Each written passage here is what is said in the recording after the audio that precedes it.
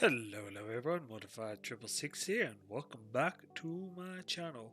Today we got a bit of a different video and I'm going to be perfectly honest, struggling to put this together. So for those of you that know my Facebook or see my Facebook post, I put up a post yesterday saying that lately I've been going through a really rough stage and period in terms of my iRacing career.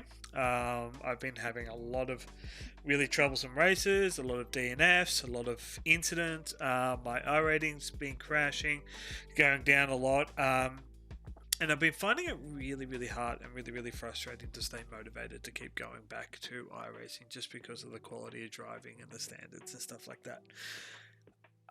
I don't want to pull out. I love iRacing. When you get really good races, when you get the big events and all that stuff, I absolutely love it. I think it's one of the best services out there in terms of the sim racing scene.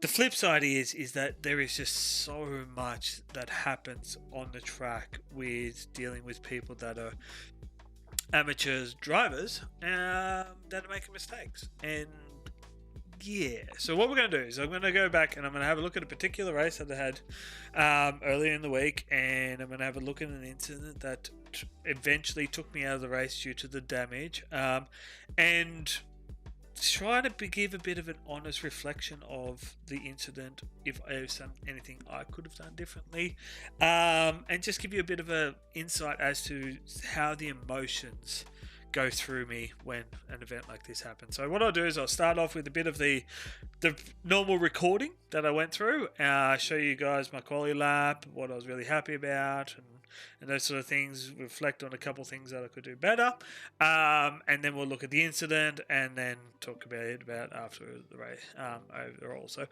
if you enjoy this sort of thing, please let me know. Make sure you hit the like button, subscribe down below. If you want to be notified of when I put up future videos, hit the bell icon. Don't forget, check out my social medias. All the links are below in the description. Anyway, let's get to the content.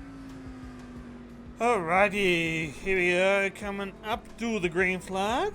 I'm pretty happy with that qualifying effort, actually. It's my fastest lap I've managed to do around the Circuit of the Americas so far, starting out of P10. I am car 17, so it's a fairly small grid, but I have a lot of big R-rating drivers around me, so hopefully we can have a good race, get a good start and survive turn one, because there always seems to be one or two cars that come together at turn one and just makes things challenging overall to keep a clean car when you've got cars going everywhere in front of you. So let's try and focus up. 40 minutes around Circuit of the Americas, a very challenging and technical circuit. One that I've never really have yet to master.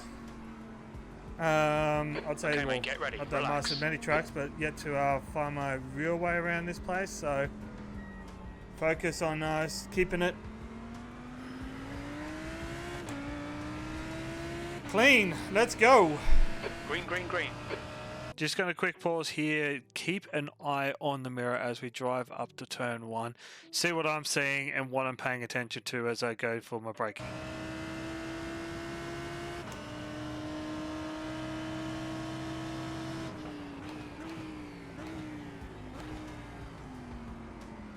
Left.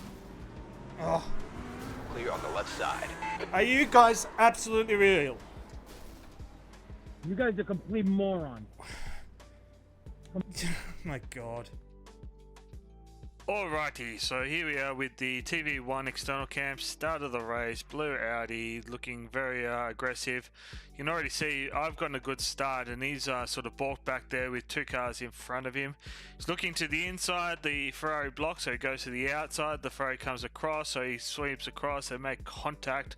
And then, look, dive up the inside, contact from the Ferrari that pushes me slightly wide, and then bang, here I am getting spun around while the Audi's able to continue on. Anyway, so slow motion view now, going up to turn one. This is the first crossover. You can see I'm actually quite a distance up the circuit, so I'm a good 50 to odd meters up the track.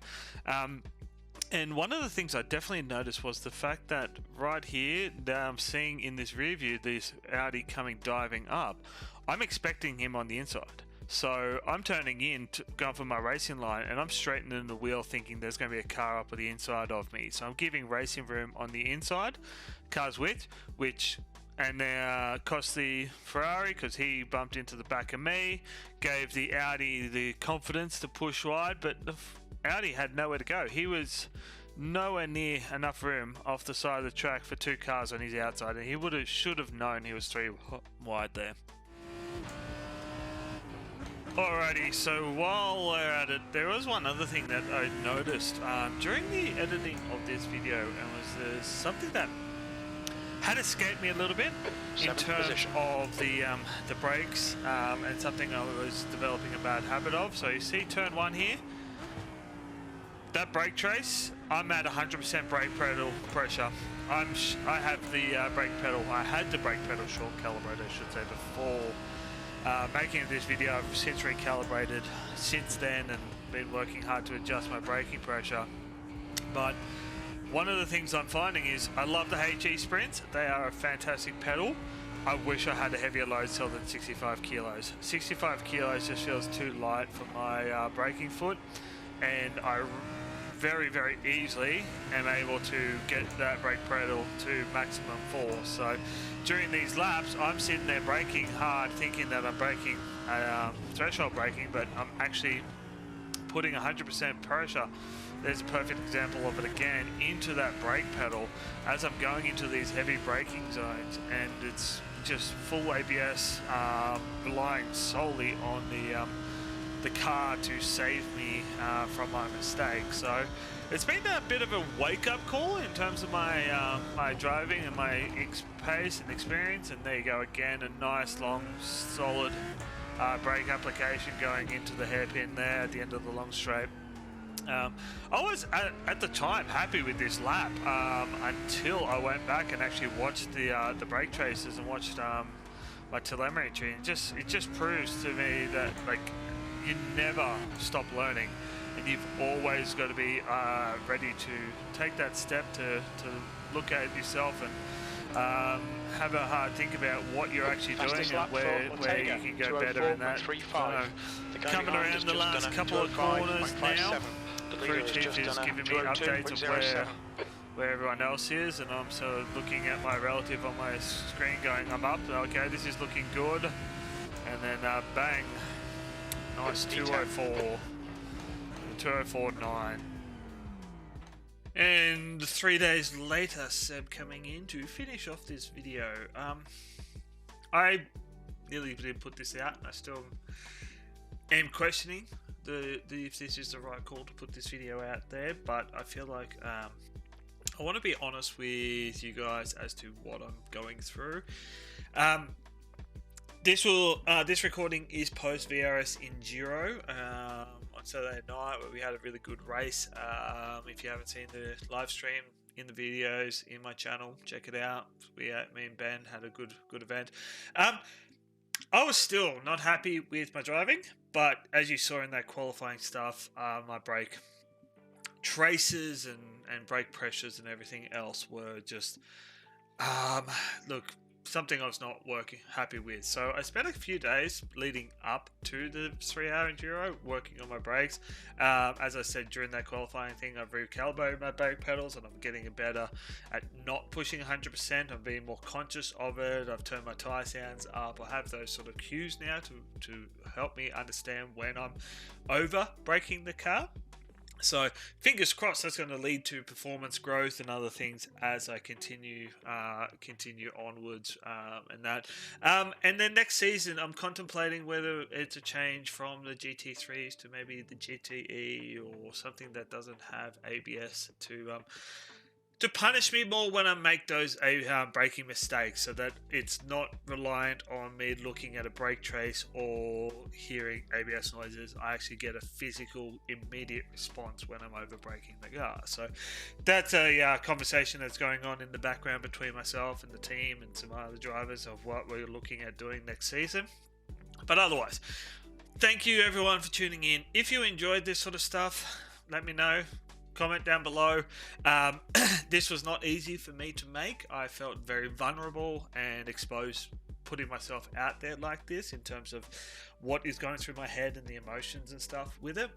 So I do appreciate if you guys do like it, please hit the like button. If you want to see more of my content and watch my development and growth as I continue to participate and race and have fun in iRacing, make sure you subscribe to the channel. And if you'd like to be notified of when I go live and what I'm doing, hit the bell icon. Otherwise, check out my socials. I've got Facebook, I've got Twitter, I've got Instagram.